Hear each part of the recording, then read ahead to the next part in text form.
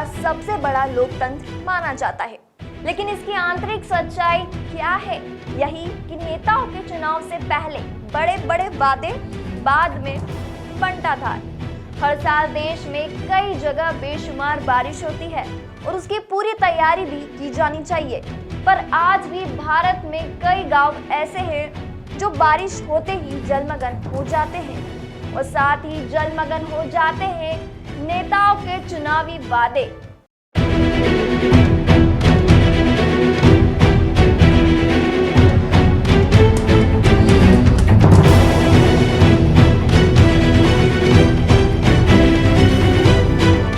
नमस्कार, मैं हूँ दर्शना काला और आप देख रहे हैं फास्ट इंडिया 24 की खास पेशकश, नेताओं के वादे जलमग्न।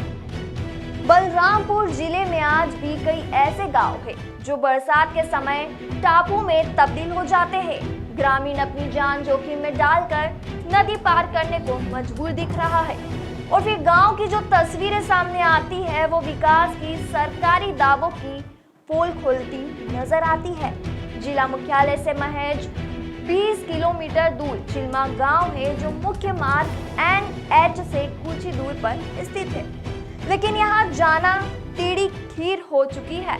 अगर आपको इस गांव में पहुंचना है तो पुल की उफनती आंसू नदी को पार करना ही पड़ेगा, जो यहाँ के ग्रामीण अपनी आजीविका के लिए रोज कर रहे हैं। यहाँ ग्राम चिल्मा के निवास इनमें हमार समस्या बहुत तिहल हो गई है।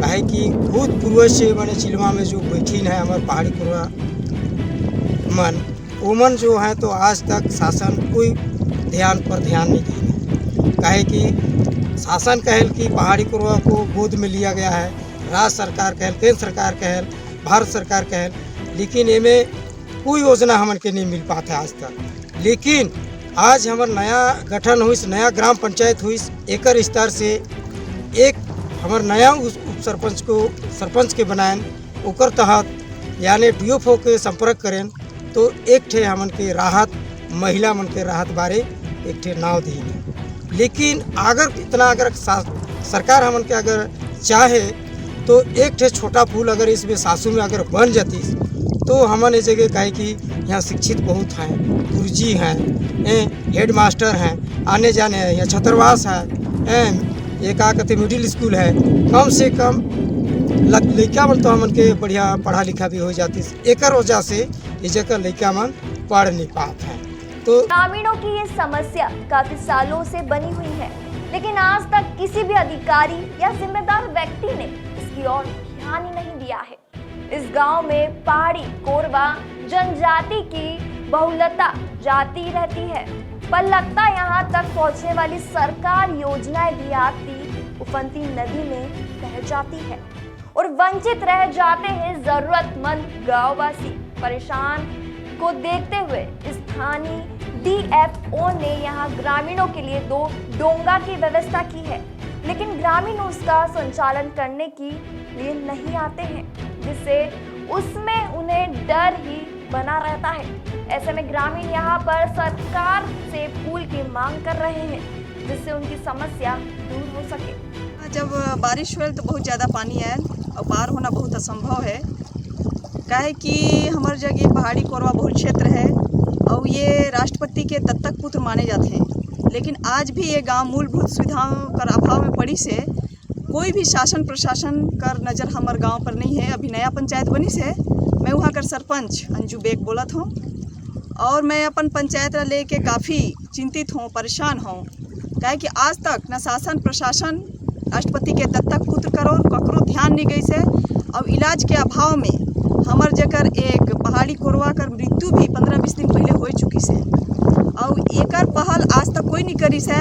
बस हमार जिला कर वन मंडलाधिकारी जो DFO हैं लक्ष्मण सिंह जी, उनकर द्वारा पहल करे गई से कि ये नाव हमके उपलब्ध कराई है।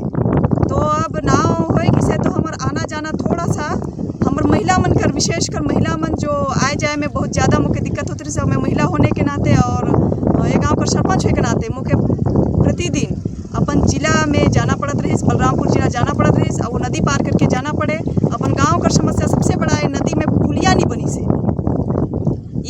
का बहुत बड़ा समस्या है और बहुत सोचनीय दयनीय विषय है। और हमारे गांव का स्थिति इस समस्या की मार अगर किसी पर सबसे ज्यादा पड़ रही है तो वो स्कूली बच्चे और उनके शिक्षक। आज हालत यह है कि बच्चे जब स्कूल जाते हैं तो बच्चों के कंधे पर बिठाकर नदी पार करते हैं और उफनती नदी के कारण ही कुछ स्कूल पहुंच पाते हैं बच्चे। वहीं एक बार नदी की ज्यादा उफान आने पर कई ग्रामीणों की मृत्यु के मामले भी सामने आए हैं। दिक्कत तो है, क्योंकि पिछले समय जब हम 15 अगस्त के समय वन अधिकार का जो ऋण पुस्तिका वितरण के लिए इस गांव में आए थे, उस समय जो परेशानी थी वास्तव में हमने देखा है। और उसके बाद में भी हम और एक बार आए थे जिस समय एक पहाड़ी कुरवा का जो अत्यंत बीमार था, जिसको इलाज के लिए ले जाया गया था नदी पार करके। और जब इलाज करके जब उसको वापस ला रहे थे तो यहाँ चूँकि नदी के भरने के कारण, मतलब नदी में पार नहीं हो पाने के कारण उसका रास्ते में ही उसका जो है कि देहांत हो गया था। तो ऐसे परिस्थिति में हमारे डीएफओ साहब जो है कि ये व्यथा यहाँ का सुने और उन्होंने तत्काल एक नाव उपलब्ध कराया है गांव के लिए। और साथ में उन्होंने इस गांव को गोद लिया है और तरह तरह के जो अभी इसमें पौधे जो आ रहे हैं ये इस गांव में लग रहे हैं, जिसमें यहाँ की जो सरपंच है श्रीमती अंजू बेग, इनका भी बहुत पूर्ण इसमें योगदान रहा है। तो हम लोग भी इसमें आगे बढ़ के इस गांव के विकास के लिए काम कर रहे हैं। यहाँ जितना भी जो विशेषकर तो बरसात के समय नदी नाला भर जाता है और जो भी बीमारी होते हैं तो बहुत परेशानी होता है और बीमार से इलाज भी करवाने नहीं पाते हैं, जाने नहीं पाते हैं नदी के चलते। और जो भी कर्मचारी हैं चिलमा गांव से, उन लोग भी दूसरे जगह काम करने नहीं जाने पाते हैं। बहुत ही नदी के चलते समस्या है और गांव के लिए भी समस्या है कि कहीं आने जाने के लिए नहीं पाते हैं। गांव का विकास और गांव का विकास भी नहीं हो पा रहा है। पुल बन जाता तो बहुत अच्छा रहता कि गांव का विकास होता और आदमी को आने जाने के लिए सुविधा हो जाता। आप शिक्षक हैं, कैसे करते हैं? हम लोग तो किसी तरह 4 दिन में पार होके जाते हैं, जान जोखिम में डाल। हाँ, जान जोखिम में डाल के। अब ग्रामीण इलाकों तक विकास की धारा पहुंचने के लिए ढेरों सरकारी योजनाएं संचालित हो रही है, लेकिन सवाल यह है कि वे सब योजनाएं है कहां? उस नदी में बहकर मरने वालों का जिम्मेदार आखिर कौन है? और क्या होगा इस गांव के विकास, रोजगार और शिक्षा का?